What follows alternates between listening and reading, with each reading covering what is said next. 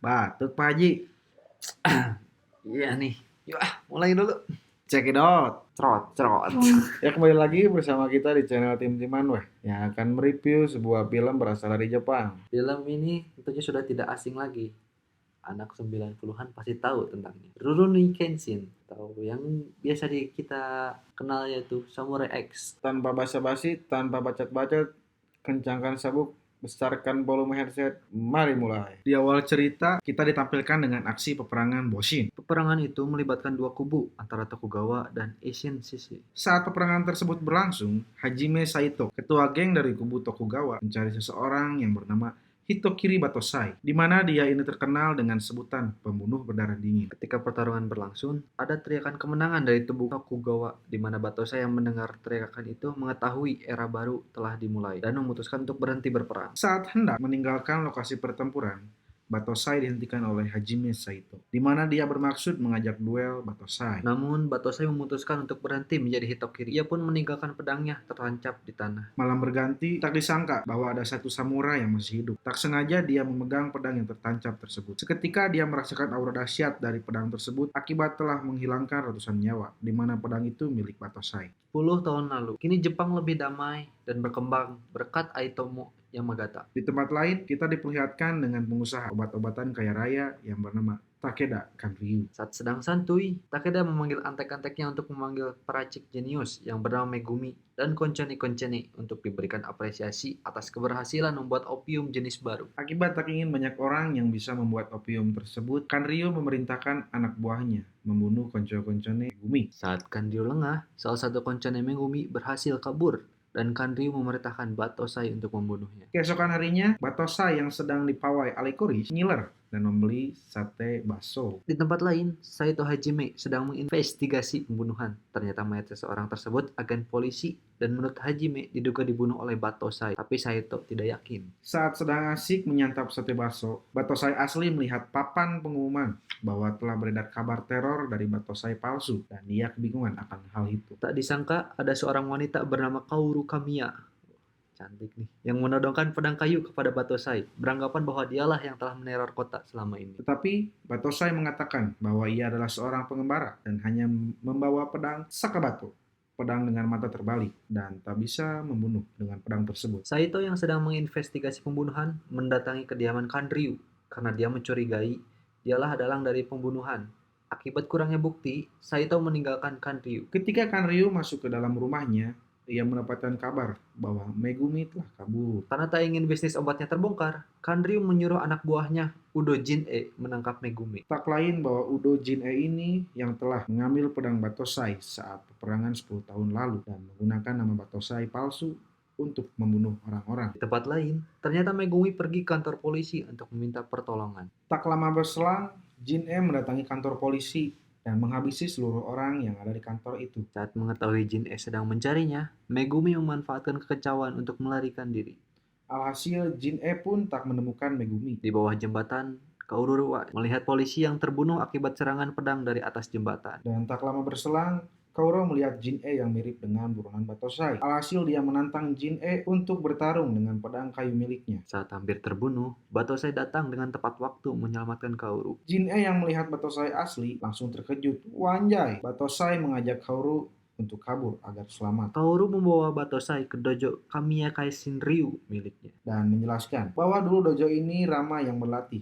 Akibat ulah teror Batosai palsu, dojo tersebut menjadi sepi dan hanya menyisakan satu murid yang bernama Yahiko. Keesokan harinya, datanglah sekelompok preman yang ingin membeli dojo itu. Kaoru menolak mentah-mentah tak ingin menjual dojonya. Alhasil, para preman melakukan pengerusakan terhadap dojo Kaoru. Tak disangka Batosai datang menghabisi satu persatu preman itu tanpa membunuhnya dengan aliran jurusnya Hiten Mitsurugi Ryu. Mendengar kerusuhan yang terjadi di dojo Kaoru, polisi datang dan mengamankan Batosai. Dan sebelum polisi dan Batosai meninggalkan dojo itu, Kaoru menanyakan nama pemuda yang menghabisi preman tadi. Dan Batosai menjawab, "Ore wa Kenshin Himura."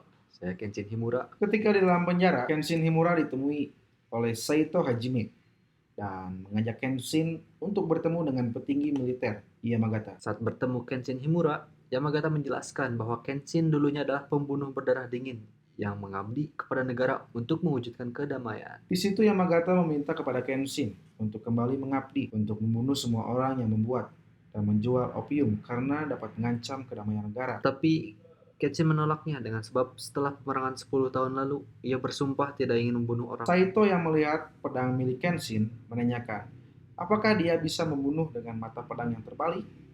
Seketika Kenshin menjawab, ia tidak ingin membunuh dengan pedang tersebut. Dan Saito mengajak Kenshin berduel. Apakah pedang tersebut bisa melindungi orang tanpa harus membunuh? Melihat hal itu, Yamagata membiarkan Kenshin pergi. Saat Kenshin hendak pergi, ia bertemu dengan Kauro dan mengajak ke dojonya. Namun, Kenshin menolak akibat masa lalunya. Mendengar hal itu, Kaoru tak mempersalahkan. Setelah sampai di dojo, Kenshin diperkenalkan dengan Yahiko oleh Kauro. Tak disangka, Megumi juga berada di dojo tersebut. Megumi diajak oleh Yahiko ketika Megumi mencoba melarikan diri. Melihat Kenshin menggunakan baju yang kusam, Kauro memberikan baju peninggalan ayahnya. Malam harinya, Kaoru mengajak Kenshin dan Megumi untuk makan malam di rumah makan. Tak disangka ketika mereka sedang enak-enaknya makan, Kanryu datang bersama antek-anteknya. Berdalih mengajak Kenshin untuk bergabung dengan imbalan, uang yang sangat banyak. Lagi-lagi Kenshin menolak ajakan Kanryu tersebut. Saking kesalnya, Kanryu menginjak makanan Kenshin. Lalu datang seorang yang bernama Sanosuke Sagara. Sagara menginginkan uang itu. Ia bersedia menjadi pengawal Kanryu dan bisa mengalahkan Kenshin. Untuk membuktikan perkataannya itu, Sanosuke menggunakan pedangnya yang bernama Sanbato. Wah, panjangnya.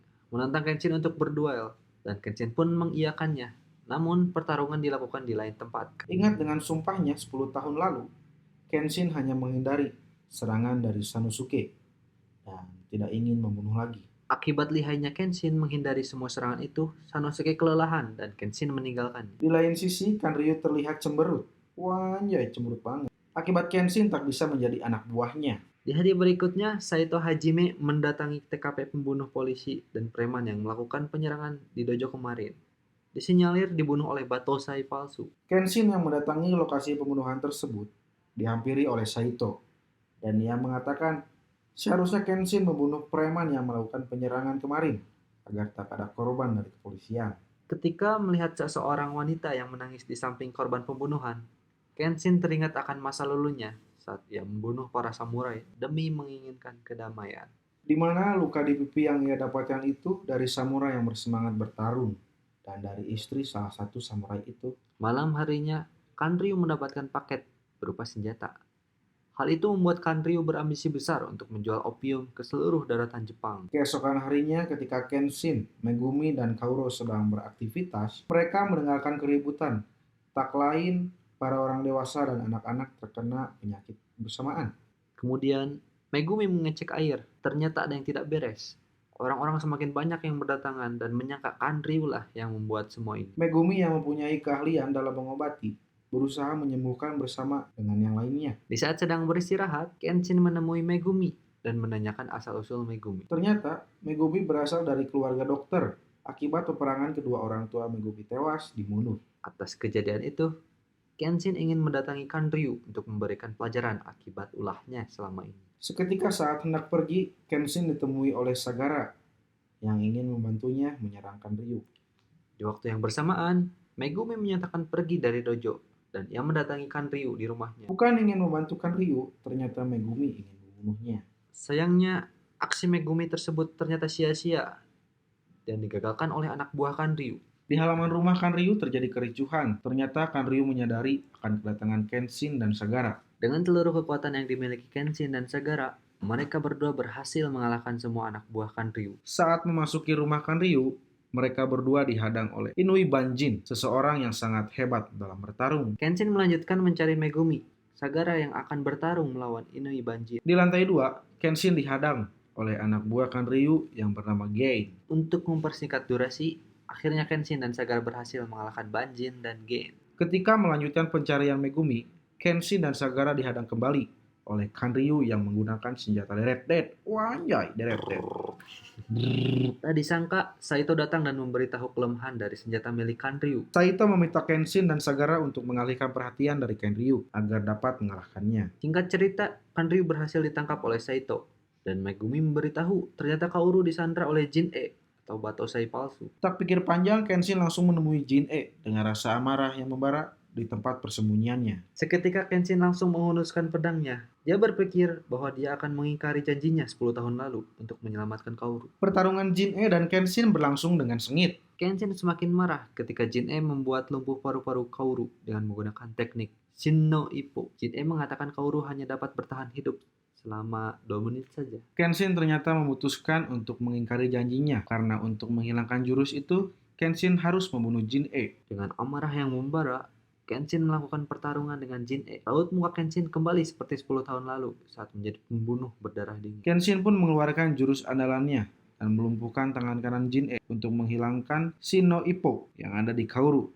Kenshin harus membunuh Jin-e. Saat Kenshin hendak menghunuskan pedangnya, Kaoru berteriak karena tak ingin Kenshin menjadi pembunuh dan Shin no Ippo yang ada di Kaoru hilang seketika. Sebagai samurai sejati, Jin-e melakukan harakiri untuk membunuh dirinya sendiri. Dan ding ding ding, Deng deng deng. Kenshin membawa Kaoru kembali ke dojo dan Kanryu diamankan oleh kepolisian bersama opium miliknya. Semua kejadian yang telah dilalui Kenshin membuat dia bertekad untuk tidak melanggar sumpahnya 10 tahun lalu. Ya guys, sekian mungkin review dari kita mengenai film Rurouni Kenshin yang dirilis tahun 2012. Semoga kalian yang mendengarkan cerita kita mereview film Rurouni Kenshin tidak kantuk.